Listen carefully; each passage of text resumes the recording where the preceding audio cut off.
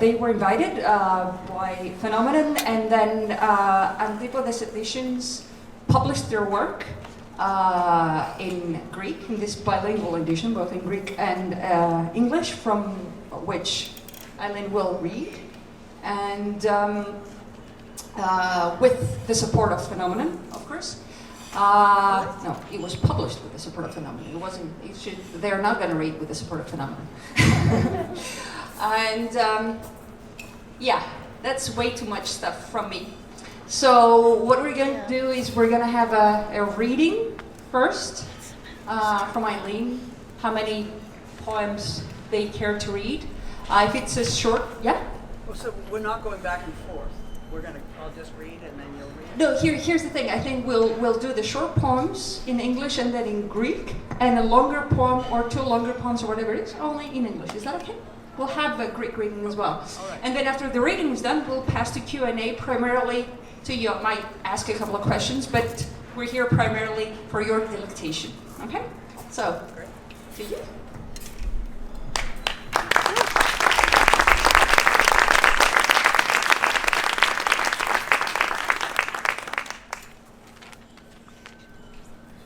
Playlist. Is it on? Wait, I can do it. Yeah, don't worry. Yeah, okay.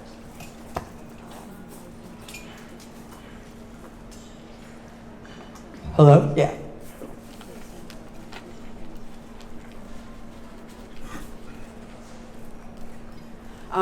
Yeah, this is such an incredible space. This is crazy. I think nobody in New York could believe this place. It's such a perfect place to read, but also just to see movies here is just a dream. So I'm very happy, and I'm delighted to be in Athens. I've only been to Greece once before, and it was radical and revolutionary and fun and exciting to be here before, and I'm so happy to be here again. So, and I'm going to do the obvious thing, which is to read this poem called Greece. Because I live in, I've been a poet in New York since the 70s. I grew up in Boston. I came to New York in 1974, and I moved around New York a little bit and landed in one apartment. And I've lived there ever since. So I'm an East Villager, and the East Village used to be like Exarchia. And did I say that correctly? Yes. And so this it feels great to be in a neighborhood that reminds me of what my neighborhood more resembled, because now it's all partying and bros and not such a cool place. But I have lived in different different forms of artistic poverty in New York. And so the thing that's funny about this Greece poem is it's about transporting a poor New York poet to Greece. Which the poem did. It's like very funny. So all the people are always asking, "Does poetry do anything?" I was like, "Totally." It gets you on a plane. So I was 24 when I wrote this poem. This summer, I tell my friends, I intend to spend a solid month in Greece. This is ridiculous, my friends say. Look at yourself. Your shoes are worn thin. When rent time comes, you fall down on the street and cry until someone comes along and drops dollar bills on you. I will go to Greece if I want. Living on a Greek isle, bordered by the blue Aegean, in a small stone house, I can go to Greece if I want. On July 1st, sitting in my apartment, Greek beige, with my sandals on, I will be in Greece. This is madness, my friends say. You cannot travel by sheer desire. I agree with them. It's madness. But in Greece, I will be sane.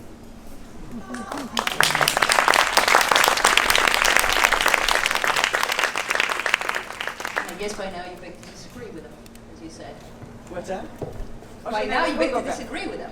I mean, you can travel to Greece by sheer desire. Yes. There you go.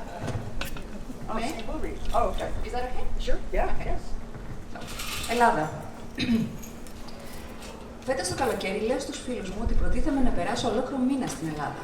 Τι χαζομάρες, λένε οι φίλοι. Κοίτα πως είσαι. Τα παπούτσια σου φθαρμένα. Όταν ήρθε η ώρα για τον νίκη, πέφτεις στον δρόμο και κλαις μέχρι να περάσει κάποιος να σε ράνει με δολάρια. Θα πάω στην Ελλάδα, ολόκληρο μήνα. Να ζω σε ένα ελληνικό νησί με σύνορο το Αιγαίο, σε ένα πέτρινο σπιτάκι. Αν θέλω, θα πάω στην Ελλάδα. Την 1η Ιουλίου θα κάθομαι στο διαμέρισμά μου, φορώντας τη σανδάλια μου και θα είμαι στην Ελλάδα. Αυτό είναι τρέλα, λένε οι φίλοι. Κανείς δεν ταξιδεύει με την επιθυμία μόνο, συμφωνώ. Είναι τρέλα. Μα στην Ελλάδα θα είμαι σόφρον.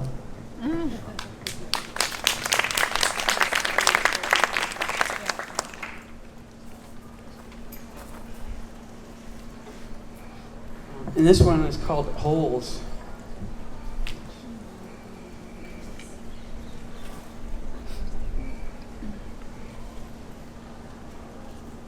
Once when I passed East 4th Street off First Avenue, I think it was in early fall.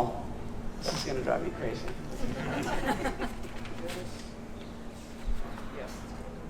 Okay. Once when I passed East 4th Street off First Avenue, I think it was in early fall, and I had a small hole in the shoulder of my white shirt and another on the back. I looked just beautiful. There was a whole moment in the 70s when it was beautiful to have holes in your shirts and sweaters. By now it was 1981, but I carried that 70s style around like a torch. There's a whole way of feeling about yourself that was more European than American. Unless it was American around 1910, when it was beautiful to be a strong, starving immigrant who believed so much in herself, and she was part of a movement as big as history, and it explained the hole in her shirt. It's the beginning of summer tonight, and every season has cracks through which winter or fall might leak out. The most perfect flavor of it, oddly, in June. Oh, remember when I was an immigrant? I took a Black Beauty, which is a famous pill, amphetamines. I took a Black Beauty and got up from the pile of poems around my knees and just had too much energy for thought and walked over to your house where there was continuous beer. Finally, we were just drinking Rheingold, a hell of a beer. At the door, I mentioned I had a crush on both of you. What you say to a couple. By now, the kids were in bed. I can't even say clearly now that I wanted the woman, though it seemed to be the driving principle then, wanting one of everything. I was part of a generation of people who went to the bars on 7th Street and drank the cheap whiskey and the ale on tap and dreamed about when I would get you alone, those big breasts. I carried slim notebooks which only permitted 2 or 3 word lines. I need you, nearing the horse. There was blood in all my titles and milk. I had 2 bright blue pills in my pocket. I loved you so much. It was the last young thing I ever did, the end of my renaissance, an immigration into my dream world, which even my grandparents had not dared to live, being prisoners of schizophrenia and alcohol, though I was lovers with the two. The beauty of the story is that it happened. It was the last thing that happened in New York. Everything else happened while I was stopping it from happening. Everything else had a life of its own. I don't think I owe them an apology, though at least one of their kids hates my guts. She can eat my guts for all I care. I had a small hole in the front of my black sleeveless sweater. It was just something that happened. It got larger and larger. I like to put my finger in it. In the month of December, I couldn't get out of bed. I kept waking up at 6 p.m. and it was Christmas or New Year's, and I had to start drinking and eating. I remember you handing me the most beautiful red plate of pasta. It was like your cunt on a plate. I met people in your house, even found people to go out and fuck, regrettably not knowing about the forbidden fruit. I forget what the only sin is, somebody told me recently. I have so many holes in my memory between me and the things I'm separated from. I pick up a book and another book, and memory and separation seem to be all anyone writes about, or all they seem to let me read. But I remember those beautiful holes on my back like a beautiful cloak of feeling.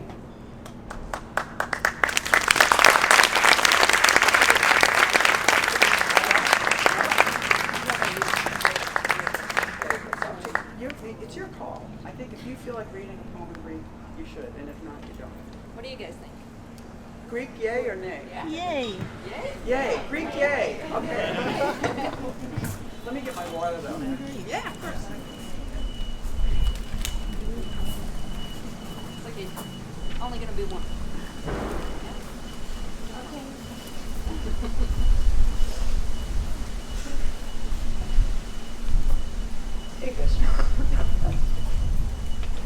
Μια φορά που περνούσα από την Ανατολική Τέταρτη Οδό, δίπλα στην πρώτη λεωφόρο, πρωτοφθινόπορο ήταν νομίζω, και είχα μια μικρή τρύπα στον ώμο του λευκού μου πουκαμίσου και άλλη μια στην πλάτη. Ήμουν όμορφη. Δεν ακούγαμε. Okay. Μια φορά που περνούσα από την Ανατολική Τέταρτη Οδό, δίπλα στην πρώτη λεωφόρο, πρωτοφθινόπορο ήταν νομίζω, και είχα μια μικρή τρύπα στον ώμο του λευκού μου πουκαμίσου και άλλη μια στην πλάτη. Ήμουν όμορφη. Υπήρχε μια ολόκληρη στιγμή στα 70's που ήταν όμορφο να έχει κανείς τρύπες στα πουκάμισα και στα φούτερ. Μα τώρα ήταν 1981 και εγώ ακόμα κουβαλούσα το στυλ εκείνο σαν παντιέρα. Είναι ένας τρόπος να νιώθεις τον εαυτό σου, πιο ευρωπαϊκός παρά αμερικάνικος. Εκτός κι αν ήταν αμερικάνικος του 1910, που ήταν τότε όμορφο να είσαι μια δυνατή πεινασμένη μετανάστρια που πίστευε τόσο στον εαυτό της. Και ήταν μέρος μιας τεράστιας μετακίνησης, μεγάλη σαν την ιστορία, που εξηγούσε την τρύπα στο πουκάμισό της. Απόψε είναι αρχή καλοκαιριού. Κάθε εποχή έχει ρογμές από όπου ξεχύνεται ο χειμώνας ή το φθινόπωρο. Η πιο τέλεια γεύση αυτού περιέργως τον Ιούνιο. Θυμάμαι να είμαι μετανάστρια. Να παίρνω μία black beauty και να σηκώνομαι από τις ντάνες των ποιημάτων που με περιτριγύριζαν και να έχω απέραντη ενέργεια για σκέψη και να περπατώ μέχρι το σπίτι σου, όπου έρεε άφθονη η μπύρα. Επιτέλους. Πίνουμε μόνο Rheingold και γαμώ τις μπύρες. Στην πόρτα σας είπα ότι την είχα πατήσει και με τους δυο σας, όπως λένε στα ζευγάρια. Τα παιδιά είχαν πέσει ήδη για ύπνο. Και τώρα ακόμη δεν μπορώ να πω ξεκάθαρα ότι ήθελα τη γυναίκα. Αν και τότε κάτι τέτοιο έμοιαζε με κινητήρια αρχή των πάντων. Να θες απ' όλα. Ανήκα σε μια γενιά ανθρώπων που έβγαιναν στα μπαρ της 7ης Οδού και έπιναν φτηνά ουίσκια και βαρύλισια μπύρα και ονειρευόμουν πότε θα σε είχα μόνη. Αυτά τα μεγάλα στήθη. Κουβαλούσα κάτι λεπτά σημειωματάρια που χωρούσαν στίχους 2-3 λέξεων μονάχα. Σε έχω ανάγκη, πλησιάζοντας το άλογο. Είχαν αίμα όλοι μου οι τίτλοι και γάλα. Είχα στην τσέπη 2 γαλάζια χαπάκια. Πόσο σ' αγαπούσα. Και ήταν το τελευταίο πράγμα που έκανα, το τέλος της αναγέννησής μου, μια μετανάστευση στον κόσμο των ονείρων που ούτε οι παππούδες μου δεν είχαν τολμήσει να ζήσουν. Εχμάλωτη της σχιζοφρένειας και του αλκοόλ, κι ας ήμουν ερωμένη και των δυο σας.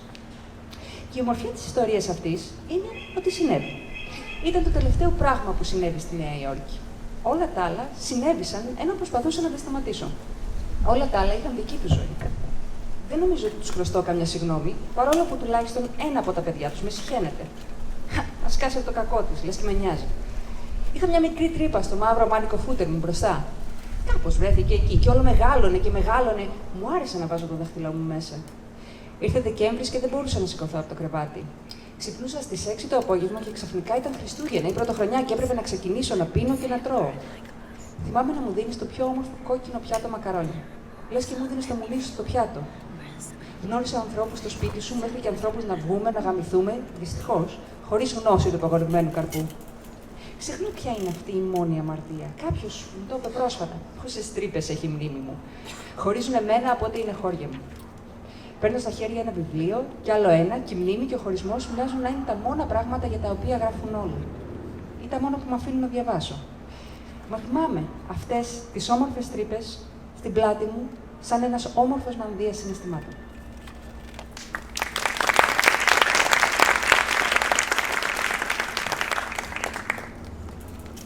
This one's called A Gift for You.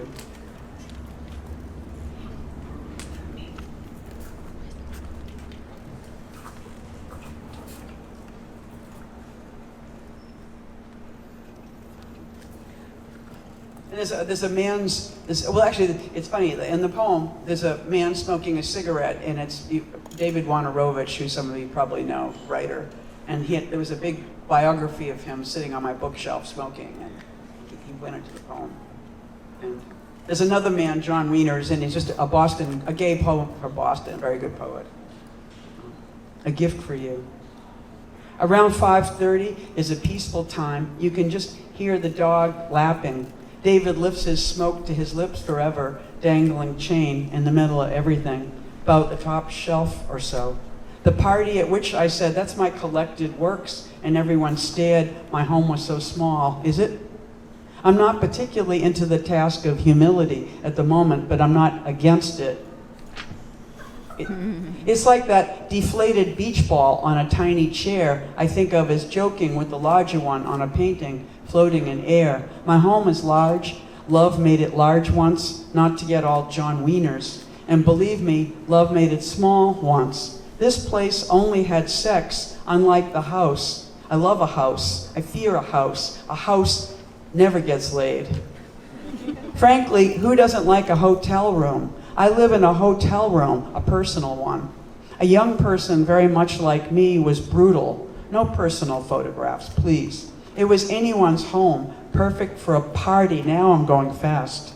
How the description of a drug enters a room and changes the room. Thus, with going fast, say thus if you want to go slow. To drink the wrong thing for a moment, for you to lick my thigh and your honey face. I met a dog named Izzy once. I met a dog named Alan, the calm person writing her calm poems. Now and then she shows her sacred heart. She opens her chest and a monkey god is taking a shit, swinging on his thing. You didn't know I had so much inside me, buckets of malice, Bibles of peace. I don't want to go all library on you now, like my mother, the mother of God, or my brother named Jack, who sat in a deck of cards getting hard. When she squeezes in, getting cozy, I know less what I want to say. I can open, an entire room comes out each moment. That's what I mean, not things widen and flow. There's no purpose to this.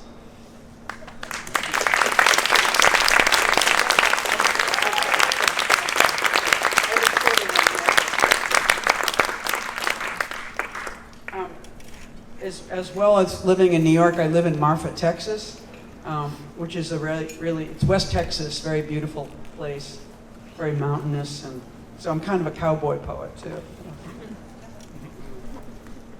So when I first moved there, I wrote a poem to the landscape.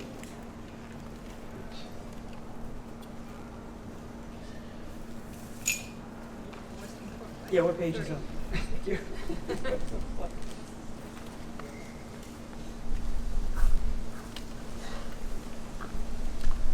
So it's called Western Poem. Purple clouds, my doubts. Iridescent cream, my loss. Purple mountains, my friends. Buzzards circling overhead, my hopes. Birds singing, jagged singing, my indecision. Wrecked skinny tree, my past. Photographs I send home, my indiscretion. Amber dog. Amber streetlight, my reading. My appetite, my appetite. Red striped sky, my confusion. Bright yellow gray sky, my ardor. Car lights, my commotion. Telephone pole, my wishes. Stop sign, my fear. Family dollar, family dollar. Greek page. Oh, back. There we go. Courthouse, my opinion. Black cloud, white sky, hesitation. Black cloud, white sky, bliss. Blinking signals, my intentions. Black mountains, too many suggestions. Skipping white lines, my attention. A young cowboy first saw the lights. A young cowboy first saw the lights. The horns on your van, my defensiveness. That old train, my dreams. That old train.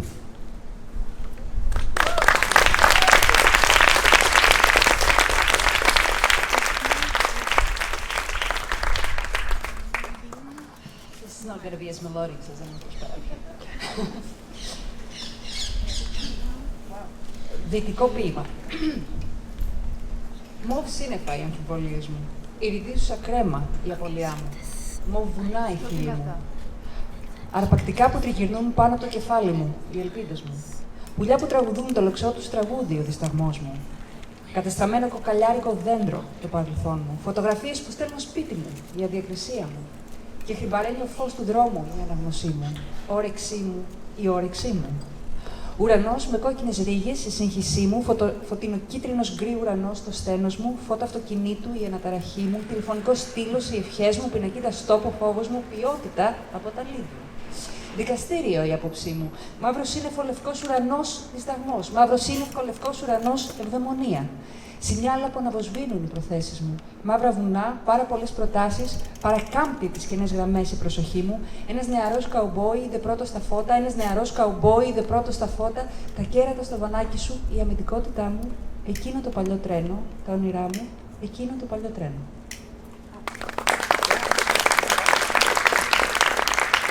Great music. You know, if you know Marfa at all, it's like a very empty town, and there's a train that goes through 5 or 6 times a day. So you just hear this, wah, and any public event gets interrupted by the sound of the train. It's very beautiful.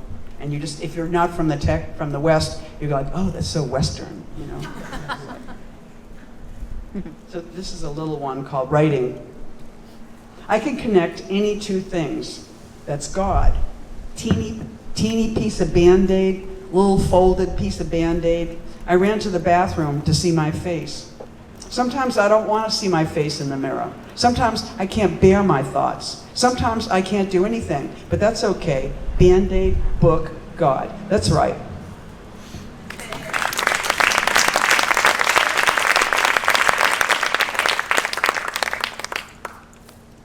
Γράφοντας. Μπορώ να συνδέσω οποιαδήποτε δύο πράγματα. Αυτός είναι ο Θεός. Το μικροσκοπικό κομμάτι τσιρότου, το μικρό διπλωμένο κομμάτι τσιρότου, έτρεξα στο μπάνιο για να δω το πρόσωπό μου. Καμιά φορά δεν θέλω να δω το πρόσωπό μου στον καθρέφτη. Καμιά φορά δεν αντέχω τις σκέψεις μου, καμιά φορά δεν μπορώ να κάνω τίποτε. Αλλά δεν πειράζει. Τσιρότου, βιβλίο Θεός, έτσι ακριβώς. Επίσης, να σας πω ότι η προηγούμενη μετάφραση ήταν του Νίκου Ερινάκη και η τωρινή μετάφραση είναι του Θοδωρή Χιώτη. Είναι διαφορετικοί οι μεταφραστές του βιβλίου, αλλά αξίζει να τους mention the name of the translators of the different fonts. So Nikos in the previous one and Thodoris in this one. Yeah? That's very generous.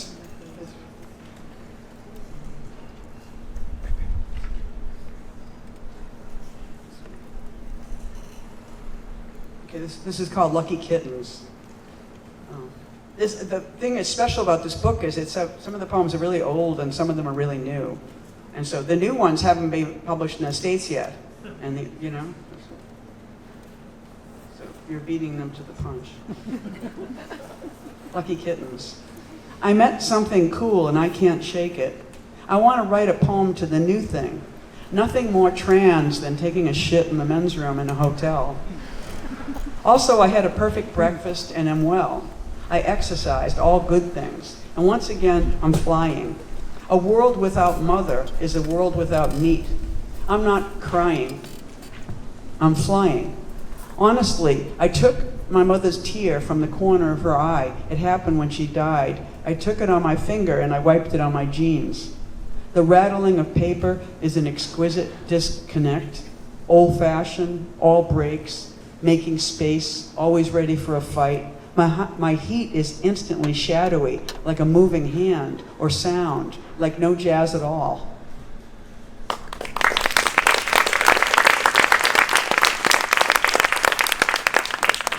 Another translation by Thodoris. Thodoris Hiotis, ξανά είναι ο μεταφραστής αυτού του ποίηματος. Τυχερά γατάκια. Συνάντησα κάτι απίθανο και δεν μπορώ να το ξεπεράσω. Θέλω να γράψω ένα ποίημα αφιερωμένο στο καινούριο πράγμα. Τίποτε δεν είναι πιο τρανς από το να χέζει τις ιατρικές τουαλέτες σε ένα ξενοδοχείο. Επίσης, έφαγα ένα τέλειο πρόγευμα και είμαι καλά. Έκανα γυμναστική, όλα τα καλά. Και για άλλη μια φορά πετάω. Ένας κόσμος χωρίς μητέρα είναι ένας κόσμος χωρίς κρέας. Δεν κλαίω, πετάω, αλήθεια λέω. Πήρα το δάκρυ της μητέρας μου από την αρχή του ματιού της, όταν εκείνη πέθανε. Το έβαλα στο δάχτυλό μου και το σκούπισα πάνω στο τζιν μου. Το κροτάλισμα του χαρτιού είναι μια εξαίσια από σύνδεση. Παλαιομοδίτικο, ολοκενά, δημιουργεί χώρο, πάντα έτοιμο για καυγά. Η θέρμη μου είναι ακαριαία, σκιώδη, σαν κινούμενο χέρι, σαν ήχος, δεν μοιάζει απολύτως με καμία jazz. You should mention that not only is this edition beating the Americans in publishing for the two last poems, but it also beats the French, because Eileen's first poem ever translated into French just came out 10 days ago. So, go please.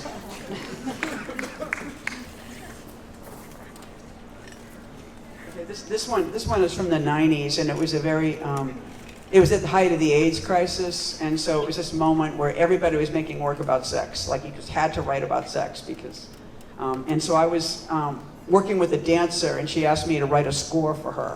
And so we were collaborating, and she was very beautiful, and I had a crush on her. So I was writing words that she would then have to recite when she performed. So it was like I was putting words on her body. It was very special. I always put my pussy in the middle of trees, like a waterfall, like a doorway to God, like a flock of birds. I always put my lover's cunt on the crest of a wave, like a flag that I can pledge my allegiance to. This is my country, here, when we're alone in public.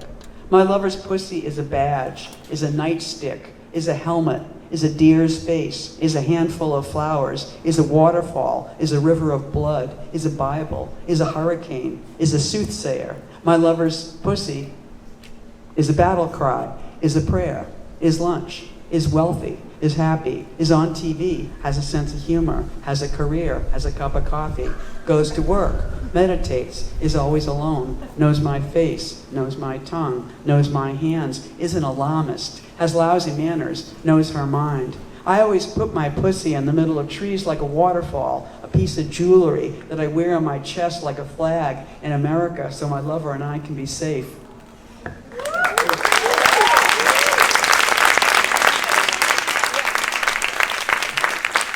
That is definitely my favorite poem from this collection, which is why I demanded that I translate it. Oh, yeah.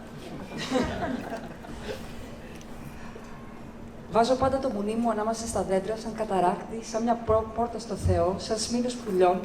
Βάζω πάντα το μουνί της ερωμένης μου στην κορυφή ενός κύματος, για να ορκιστώ σαν σε σημαία πάνω του.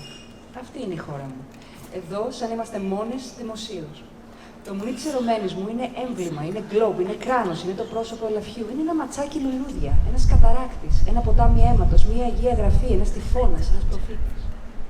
Το μουνί της ερωμένης μου είναι πολεμική αρχή, είναι προσευχή, είναι γεύμα, είναι πλούσιο, είναι χαρούμενο, είναι στη TV. Έχει χιούμορ, κάνει καριέρα, με μια κούπα καφέ, πηγαίνει στη δουλειά, κάνει διαλογισμό, είναι πάντα μόνο, ξέρει τη φάτσα μου, ξέρει τη γλώσσα μου, ξέρει τα χέρια μου, σπέρνει το φόβο, δεν έχει τρόπους, ξέρει τι θέλει. Βάζω πάντα το μουνί μου στη μέση των δέντρων σε καταράκτη, σαν κόσμημα που το φορώ στο στήθος, σαν έμβλημα στην Αμερική, για να είμαστε ασφαλείς, η ερωμένη μου κι εγώ.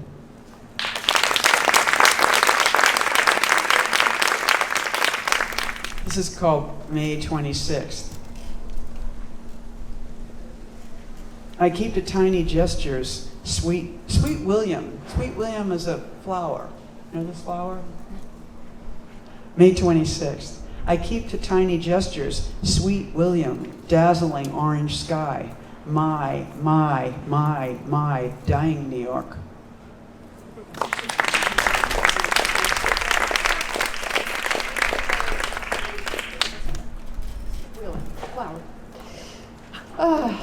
No.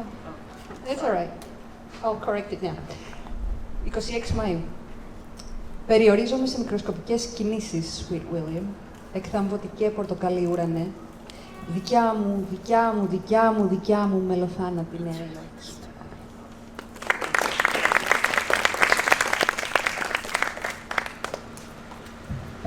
Are you pissed because I didn't tell you what Sweet William was? It's sort of a bad moment. I'm sorry. I forgot.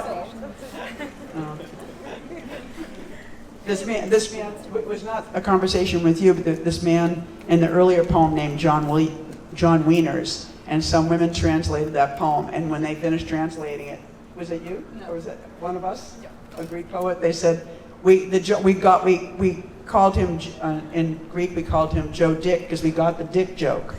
And I was like, that's no dick joke, that's his name.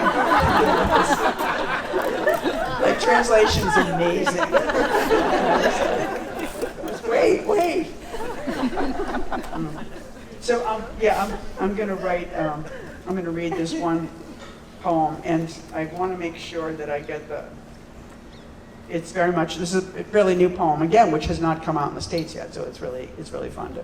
And it was very much about going to an Afi and meeting these guys and meeting you and all and I came back to Athens, and then a friend, Quinn Latimer, brought me to a gallery, and we saw Irish Tulia too. Amazing work, and so her work is in the poem, and it was very fun to see you at a party the other night and said, hey, you're in my book. And so this is you. But Ava was an artist, a French artist, who did this very interesting piece about boats and schedules and stuff. So I'm just getting on a plane. I think I'm leaving Greece, perhaps, in this poem. But Ava, after getting off the boat, I'm something unreliable, and this is a day for poetry. My body, one big explosion or revelation or crinkly thing. I go back. These threads of paper that happen to be my economy, repeatable and manifold, serial and sundry. What is Eileen talking about? I got myself ready to fly with a thin layer of literally sleep. But what we mean by consciousness, is it writing? This? But what? I go on. Carrying hordes, awaiting an opportunity. I cut it in half, being careful to say thank you and wander on. I'll make something public, eventually filtering back to the real, I promise it to, and really keeping some room for the lively impertinence of change. I'm a little unsure if you believe me. Do I? I get up.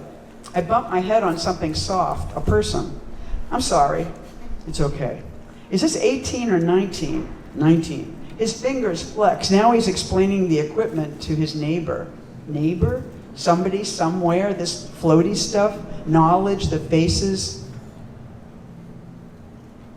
coming at me? Hopeful, suspicious, surly, bland. They just wanting now. I am traveling. What if I really was everyone? Forget all the neighbor shit. Does this have neighbors? How does it hold what it's writing? Writing by hand. I love this edge. It wasn't even a neighborhood, Bob, and I decided to spend my life there. At least our row is complete. The plane has too many people. The world has. Series of cartoons in which the world has sad thoughts. I'm dead, but who may read my signs? I killed the dinosaurs and now I kill you. Is anybody out there? A planet hopelessly alone, calling to the present and the past. The old definition got us here. My blackness is a sword jabbing through space, lacking a target. You did this too, yourself. The only bands are marching bands. I'm part. What? This continuation. No, okay. I was I'm gonna part. give you You were going to give me the page? Oh, okay, amazing. Okay. I'm part of, but now I got to go back to see what I was saying.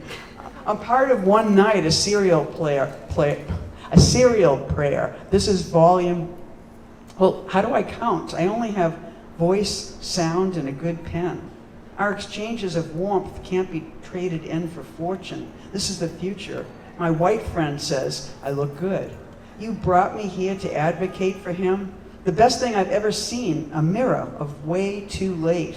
Don't we need to see ourselves, a lonely earth, burning up with a party hat and a drink in his hand, as if making a lot of noise was a plan? If I play nothing and see what it has, if I don't wear gloves, see how my hands do, covered with spots and bulging nerves, there's something impossibly true about the body, anyone's. I am still in Greece, and Laura's women, wrinkles or no, are weaving. It's just that wanting to produce, only that humming. The car went whoop, whoop. What if what I do now killed the dinosaurs? I betrayed you so long ago, and you hear that sound. What's that? Unpack the marvelous. Is someone spent lying on the beach looking at its feet? If most of the people on the planet are lost, but you see this big blue orb so far you can't even hear them cry. I need a nap. She's a recording, he's laughing at work on a plane. It's usually him married with kids, dick firing in the future. You don't picture your kids on those human forms. Let's play a game and tell me where you hid it on my planet. Just a little bit of change. I feel lost and more commingled with all those people crying in jail. Dirty, lost, a hand lost, an arm. I was just going to a fucking wedding. How dare I plan for there to be a future strapped into the plane? When we take off, it will change your thought. He made art out of very strong light, the corporate light of the present and the future. As a woman, she would obviously be more concerned with organizing loss. But it's a little bit later, just as dark out there, where we spin. What if someone was reading this? Is a book a world in which they killed everyone but pretended it was not happening? It is, and she puts the broken parts, the lights fading in Greece, in a gallery in Athens. This morning, she crosses her legs and reads the screen on her lap, which is glowing. I transport the apparatus for the celebratory cake, don't bitch, I thought, and I'm driving her home, and her daughter is smiling, holding their child from another part of the planet. James, they have made a home for him, the home everywhere. This is what I think is good. Do care and offer Band-Aids and see the hurt and dig in, their purse on the boat to help. I am grateful that you have seen. Have I seen anyone in their pain? My mother scarcely breathing, we waiting her out. They don't care because I never could, but I care where? Standing way outside, seeing the blue, which is only in here, and I'm finishing because there's nothing else to do. I got the part where you don't say, you just do. All of her face is gleaming at me. The image is fixed. When she moves, be kind. We are all engaging in the mystery of what we have done with our kind. We are hurtling. Something's going on, and it's comforting to not entirely be the last, but being one of them. The painless world, because you're so far, get close. It's your only one, and you can really feel it and hear it. His history is crying. The light, what is it made of, is dim. Breathe, present, change.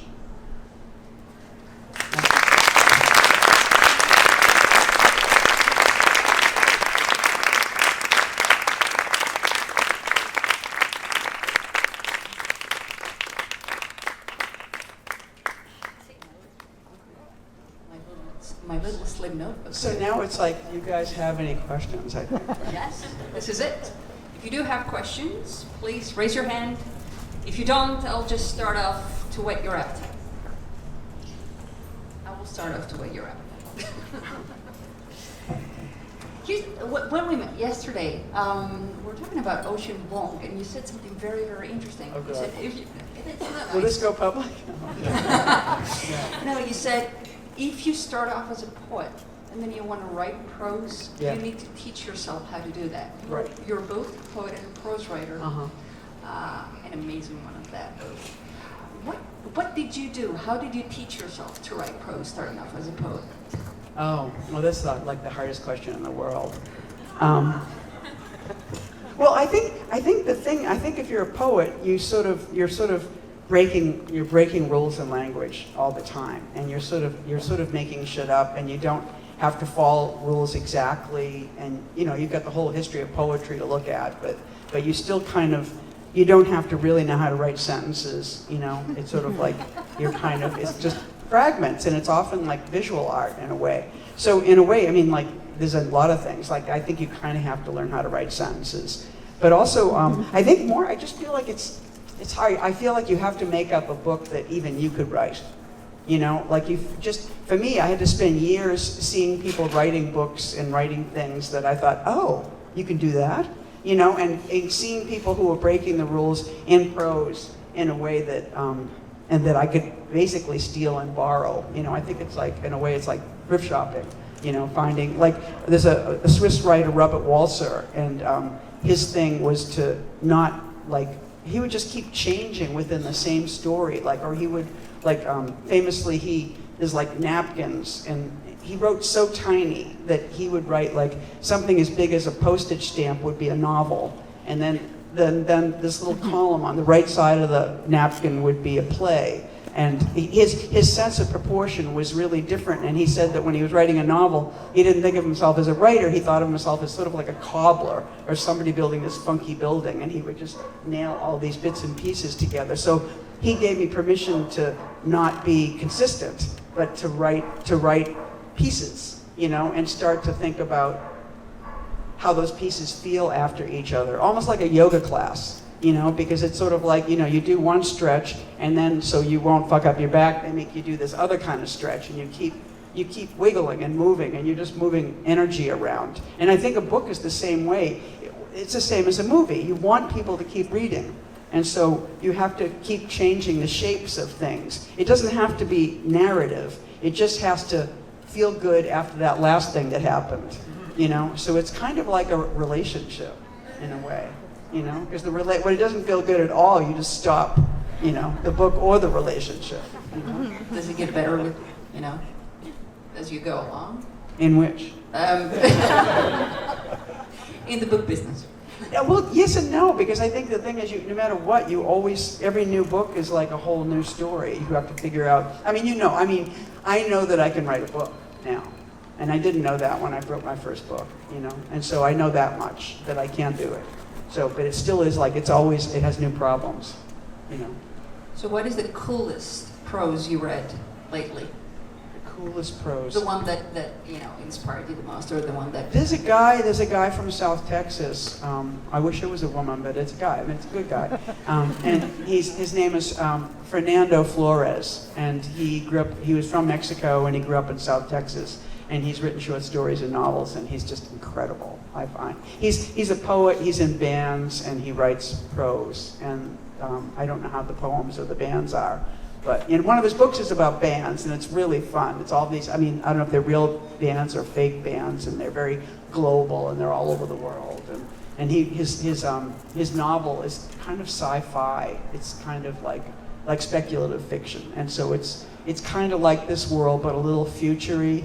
But it's really based in a very real South Texas reality. So there's a kind of a dailiness that's like Bolaño that feels very like funky and true. And then he's trippy too. So he's really great. Hello, present publishers. I hope you heard that. Maybe let's ask these guys though. I think you. Oh yeah. That's it. But That's it. I'm waiting for someone to. No, it's fine. I'm waiting for someone to raise up their hand. Don't. Oh, yes. Excellent. Yay. Yes. Don't be shy. We'll do that.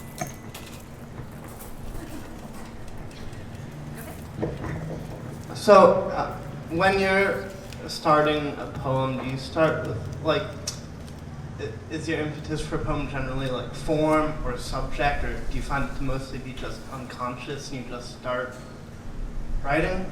I think it's like a remark, but it's not like a remark I heard in the world. It's like a remark I heard in my head, all my poems start with this first good line. I think I was driving in Texas, and I it's very dangerous, but I tend to want to write when I'm driving, and so I have all these receipts in my car that I'll be on my thigh with a pen, and so I definitely wrote "Purple Clouds, My Doubts," and I thought, ooh, what do I do with that, So it's often, or just it's I know now I'm gonna yeah, it's just here, this one, I didn't read this one, so I think I won't use this one. Yeah, I don't know no one anymore who's up all night, And I would think that, how there's all these secret love jokes and poems all the time, you have these language with lovers and stuff, and you talk that way, and when you don't love them anymore, you don't talk that way anymore. Mm-hmm. And so I know that this was, it was like a three-way that I was with this person and their husband, and, I was young, it was a great idea, but maybe it's still a great idea. But it's so the husband said, she said, "I'm anyone." She said that about herself, and then he said, "I'd like to be someone."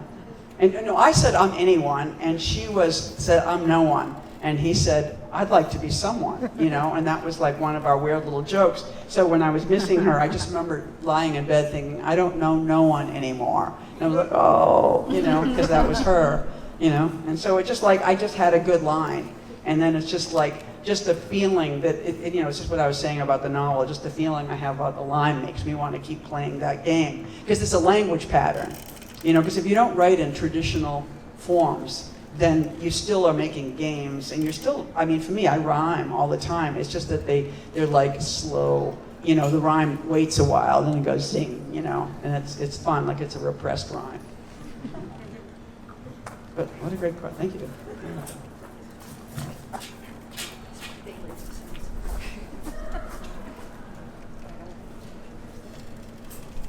I was wondering, when you're in a reading like this, and you read a poem from 5, 10, 20 years ago, right?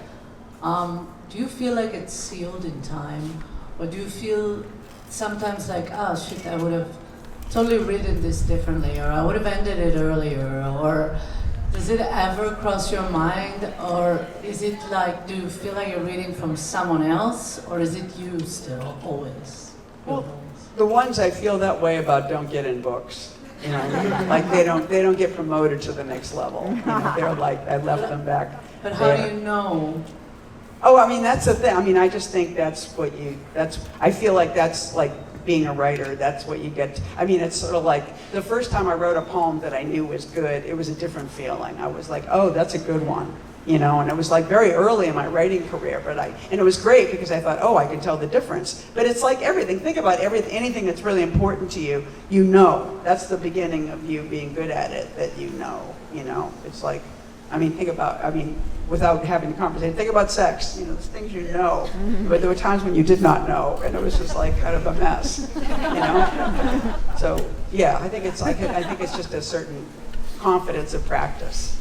I think, you know. But I also just think, just in terms of what I might read, has to do with tonight.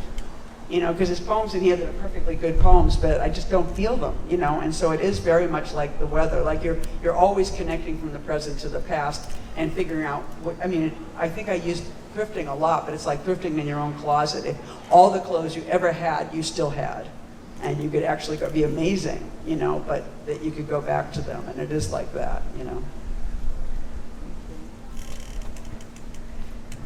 Yeah, I was wondering, do you have poems that you didn't want to publish, that you keep to yourself? And I have ones that are embarrassing and were sometimes really private jokes, and then when you're mad at that person, you like fuck them and you publish it, and ones that I just don't want that to be out in the world, at least not now, and you wait, you know. Yeah, so it's and even I have a poem on my next book that it's like the title of it was my ex's name, and I knew that was a really great title for the poem because it's like, you know, there's that British poem Richard Cory, you know, and I think, was there really a guy named Richard Cory, or is that made up, you know? But I thought that's so funny to throw her name into that, but then I thought I can't, you know, it's just too weird. It's just too weird to use my ex's name, and so I made the poem be titled X, just the letter X, lowercase.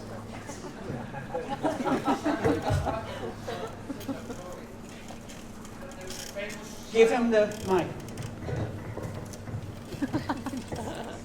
Just a brief remark. There's a famous Simon and Garfunkel song, Richard Cory. Yeah. I wish I could be like, it is in their first album. It's a They're great totally political leftist song. and they're totally riffing on the poem Oh, I didn't know. because the poem is older. The poem is like early 20th century. Okay. Yeah. Thank you. Because I mean, it was like that was a very literary moment for those guys. Are pretty literary. Yeah. It was like when people were debating, like, is songs poems? You know, it was like a big question. No. Okay. Thank you.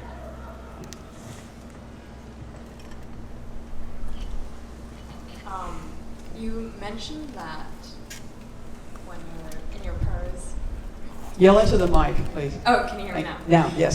You mentioned that in your prose you recreate a new language for yourself. Uh-huh. And I was wondering if over time, as your gender identity has moved and grown with you, if your poems sort of correlate with your gender identity and the language you've recreated. Oh yeah, I mean now it would be more like I have poems where I make a joke about they because it's such a funny word, and so I transition from using it as just a plural pronoun and then referring to myself or referring to sexuality or something.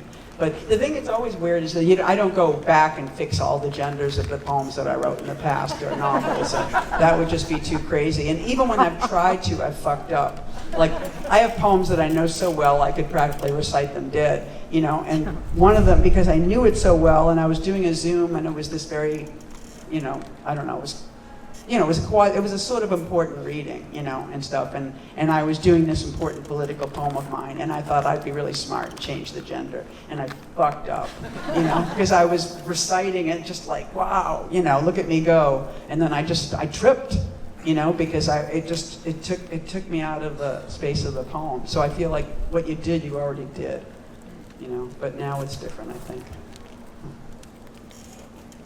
Ellen, we're here.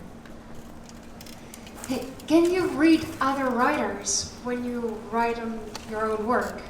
I can read certain other writers. And other writers, it's very weird because I know what I can't read.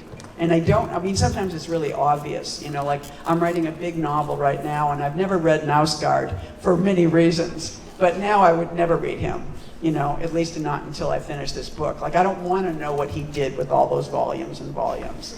Because in some ways, the idea of writing a really big book is kind of a fuck you, Nausgaard, And so I thought, I don't want to know what drove him, But also I have friends whose writing, as we're related to each other as writers. And so if one of them has a new book come out in the time while I'm working on a book, I just can't read their book, and it's a little weird because even if I said it to them, it would sound messed up, but I just don't, But there are definitely things that I have to read. Like I know, with a certain book, I know I have to read travel writing, and I know I have to read every animal thing I ever could find, and I have a book about a dog that I had, and the dog died, and it's a very fantastic book, but it's a memoir, and it's when I discovered Kafka. I never read, because I went to college in the late 60s, and everybody was walking around with the trial. It was like you had to read Kafka and Borges, and I was like, I don't want to read Kafka and Borges, And I only read these guys, like I read Kafka, in the aughts, because I was writing this dog book, and somebody said, did you ever read Kafka's story,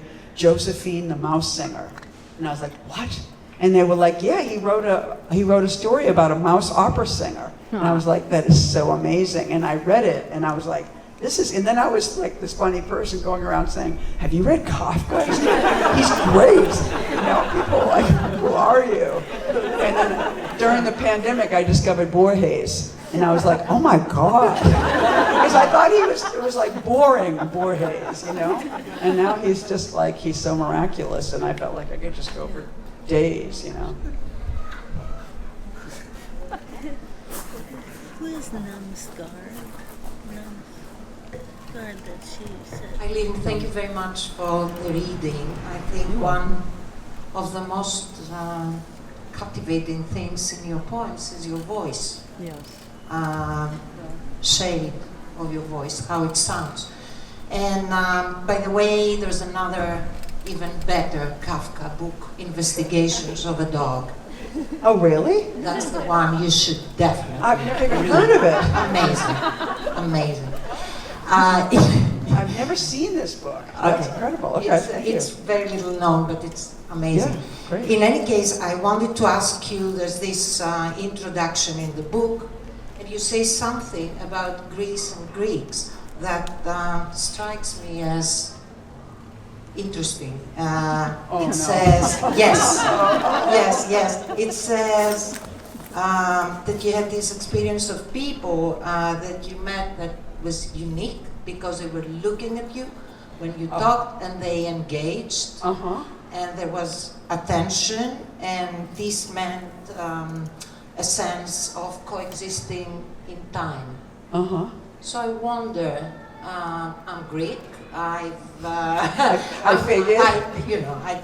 I don't have this experience all the time in Greece, but I wonder, is this something that has to do with possibly a difference between the States and Europe, or, is it only something that you experienced in Greece? Is it something that...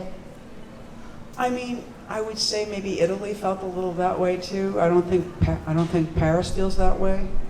But I did feel like, I think New York people are very, people look, but it's often a challenge when people look you in the eye. And I felt like, I just thought I was I was loving Greece, so I was seeing all sorts of amazing things. But I did feel there was this relaxed gaze, and I didn't find my own tendency. I'm a big flincher. I feel like I see a happy face coming around towards me, and I'm like, I kind of blink or look away and then look back and go through 14 levels of greeting. And I didn't experience that in Greece, and I felt like I didn't think it was me so much as where I was. So I thought perhaps there's a more relaxed culture. It might be true, or it might have been an amazing month in Anafi, or 2 weeks. But thank you for asking that. Hi. It's you. I just wanted to ask, like a line comes to you at any moment, like you're driving or whatever, but there's a moment when you're actually working on the poem, like to give it the shape, to finish it off. But I'm thinking, at that moment, do you have like a certain audience in your mind, someone you're speaking to, or is it different audiences? Who are you telling these things to? Well, I think I think I'm often talking to somebody in the poem. I think there's somebody that I either have access to or don't have access to. But I think probably more often than not, I don't know who I'm writing to, and it is some kind of, I don't know, it's some reflective version of the self, but also some collected moment of who people are and what I would want to inject into that collective of people, I often think poetry feels more like, all writing feels more like listening than writing, like you're kind of like, because the first line like comes to you in this accidental way, and I feel this way with prose too, like I'll get a first line for a story or a chapter or something, and I'll be like, write that down, because it seems to generate the rest, and then I feel like you just hopefully get in motion with it, and sometimes I'm writing and it feels horrible, and it's like, oh, this is bad. And then the thing happens where you just forget, and suddenly you're just writing like, wow, then I think it feels like you're listening. It's like you're being carried. And I think the only other thing I can compare it to is like running. Like my ankles are kind of messed up now, and I haven't been running lately, but for years, like I used to drink a lot of booze, a lot of drugs, and when I stopped, I became one of those people who ran, and I not like long distance, but 2 or 3 miles, and it would be great because I would get rid of my anxiety that way. And with running, you start in this horrible way, like I hate this, and you want it to end, and I know that the thing I learned was to not stop, which is true with writing too. And then it's sort of like, because if you don't stop, the sailing begins, and you're just being carried by something. And I've heard people say that that's why it's really good to write on a moving vehicle. Hi. So in your experience, in your opinion, how does one know they're a writer? Oh. Well, I think you kind of decide, right? And then it's just like if nobody stops you. Right? I remember when I first was interviewed for a teaching job, I remember one of the questions in the interview was like, what would you do? How would you stop somebody, a writing student of yours, who you thought was really bad? And I feel like that's not my job to stop people from writing. I think most people stop, So I think the thing that's unique about writers is they did, for some reason or other, these are the people who didn't stop.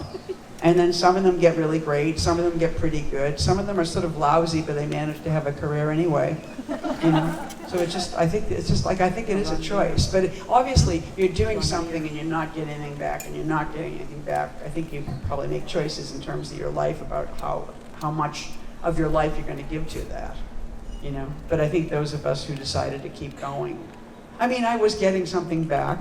I was getting a sense when I was a young poet, like, oh, I'm good. They think I'm good, but and also I had no better idea, really.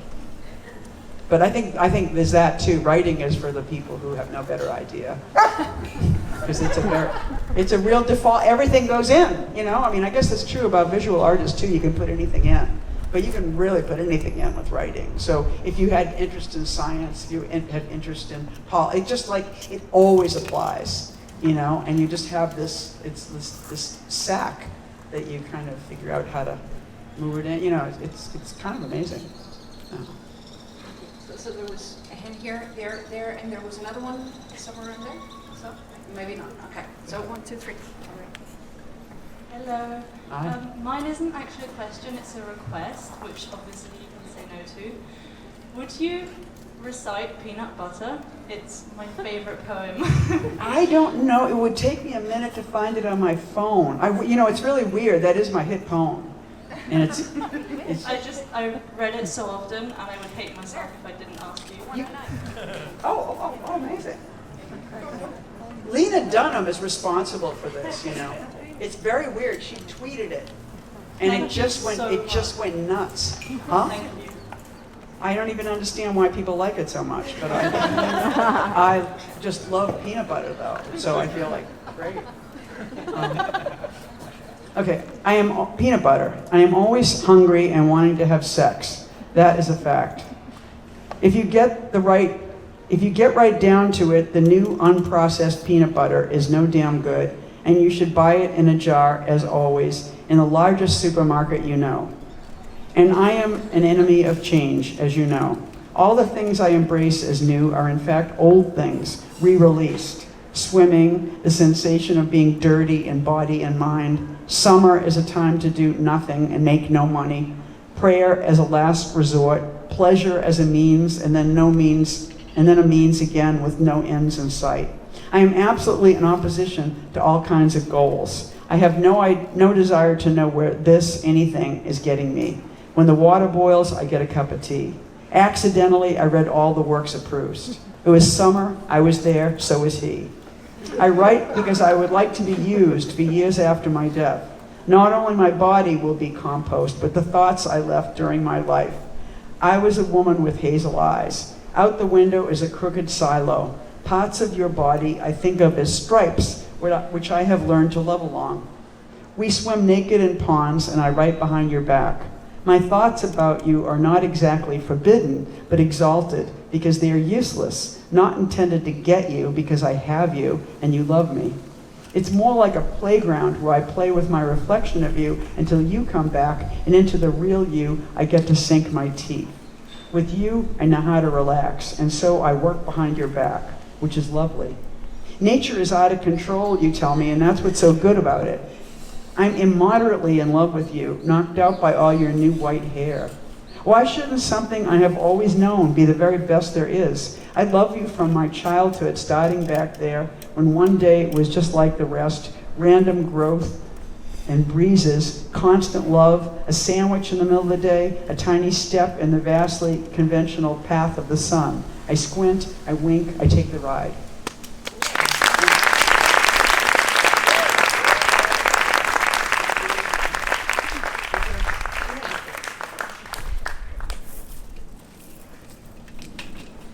Thank you. You're welcome.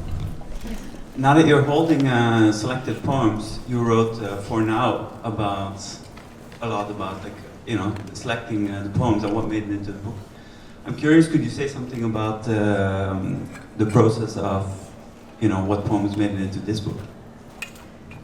This book here? Yeah. Oh, that's very interesting. Well, I guess, I think there's a couple of things. I think that I think mostly I was going to Anafe and they wanted a handful of poems for me to read. And so one was, one was Greece, there was no question. Greece was going to be in the book, and then it was and then I just started to build on that. It was in a way it was just like making a reading, because it's sort of like that thing. You put one thing out and then you think, well, what would feel good after that? And I think, something longer and more specific. And then after that, something short and punchy. And it was just I kind of kept changing the rhythm. And then I think, so it was, that first gesture was it felt like I thought nobody in Greece knows my poems. So this is kind of like a short selected poems. So it was just, I thought I can cut back to my back pages. I can put a really new poem in there. So it seemed like a mix of those two impulses to give a contemporary reading and to show what my work was like to somebody who never heard it before, And then I think when we did the book, it was let's make it a little fatter. So then it was what would, so I put the long poem in that I just, that ends my newest book. And so it was, it was kind of a, kind of riffing a little bit on one poem and then building on that. And if I had any feelings or thoughts, my selected poems started when somebody a few years ago was doing an anthology of Italian female poets in Italy. And she wrote me this letter and said, will you give me a bunch of poems, for an Italian audience? And at the time, I thought of Italian as the most beautiful language. So I thought, what poems of mine would I like to hear in Italian? It was kind of my idea about Italian guided that selection. And so that became, and then they didn't use me for the anthology. I got thrown out, But it weirdly became the core of my selected poems, because then I thought, make that bigger, make that bigger.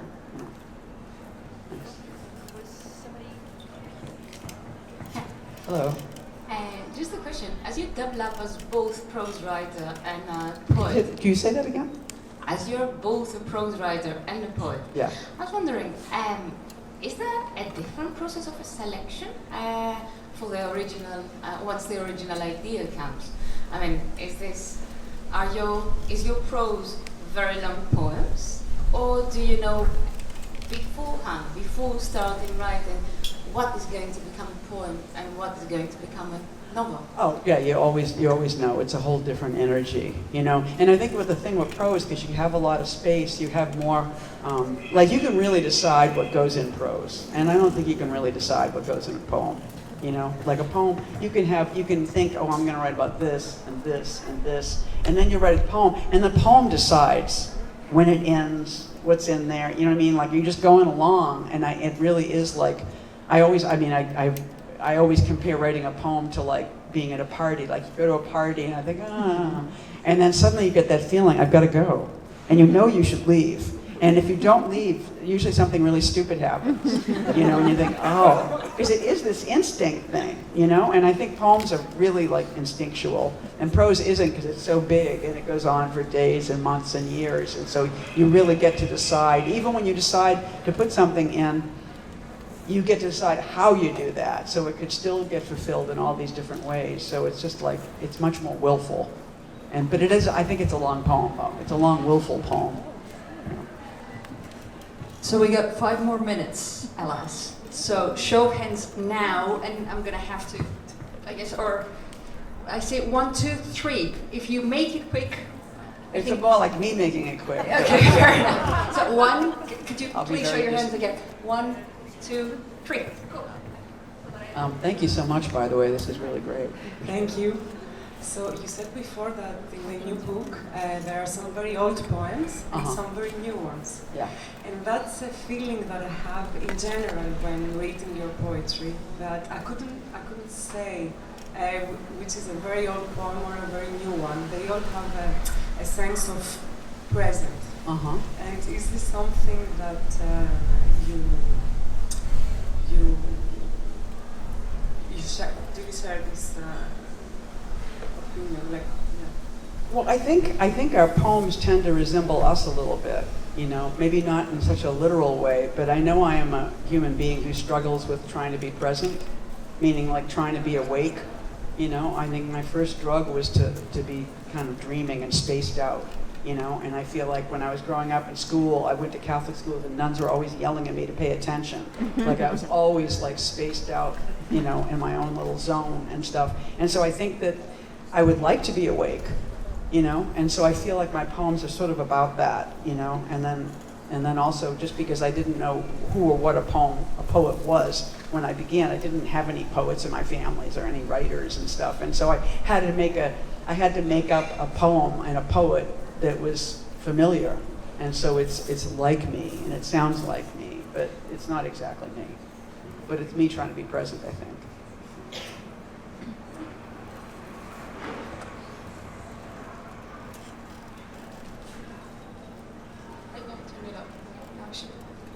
Hi, yeah, thank you so much for reading your poetry, Eileen. Could you yell it a little bit? Yeah, I'll try. Thank you. It's funny how you mentioned like your memory of students going around carrying like Borges and Kafka, because I had a similar relationship to your books. Like, I'm not going to read Eileen Myles. Back in 2019, I was studying creative writing, and a lot of women whose work I really admired were walking around campus with Chelsea girls. I don't know, maybe there was a British edition at the time that had been published, but it actually made me arrive to your work quite late, because I felt like I already liked it before reading it, because I was like introduced to it through these women's work that I really liked. And I was wondering, like, do you feel that in this generation of new poets and new writers, your work has perhaps like reacquired a purpose and a meaning, like also with like more archives of queer poetry being put out, so that we have a more kind of unified banner for this genre, let's call it? But I'm not sure I understand the question. Did I do that, or what do you mean? Like, do you feel that this has happened to your work? Well, I think there's something. I mean, Chelsea Girls is very particular. It's really funny because I wrote it in the 90s about the 70s in the 80s, and I wrote it very slow. It took me 14 years to write, so it was sort of like I was young and getting less young while I was writing it, and then it came out, and then it had this moment, and then it went out of print for a few years, which I let it go out of print because I wanted it to be with a bigger publisher, and I thought I would wait, and then it finally did come out with a bigger publisher, and then it was like a new book. And then there was all these younger people reading it, which was really fun, because I thought, oh, I'm like this age, and I have this younger audience, and it makes me happy because I feel like then a particular way of being queer or female or young is still, it's still a currency, and a conversation, and I think that's really exciting. So I'm happy to, if I'm carrying that, I'm really glad that I am doing that, Thank you. Final question. No pressure. Hi. This will be hard for both of us. Okay, there we go. Well, it's kind of like a continuation of this one, kind of. But Could you say that again? It seems like it's kind of a continuation of my question. Oh. I wanted to ask if through the years of your experience since the beginning, if you have controversy, or negative criticism, and how did you deal Of my with work? that? Yeah, and how you dealt with that, and how did that affect you also? Yeah. Well, it hurt my feelings. Maybe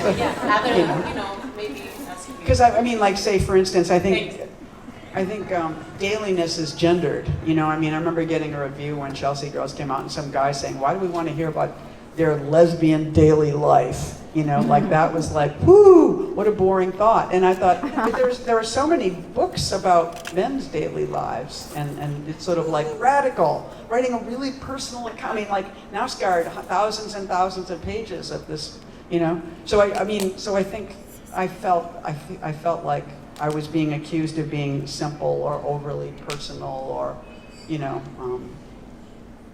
writing just about being, like I had no other content than being gay or whatever. Like people read you in these large, blunt ways, and I think it has more to do with them than with you, And so I just, I feel like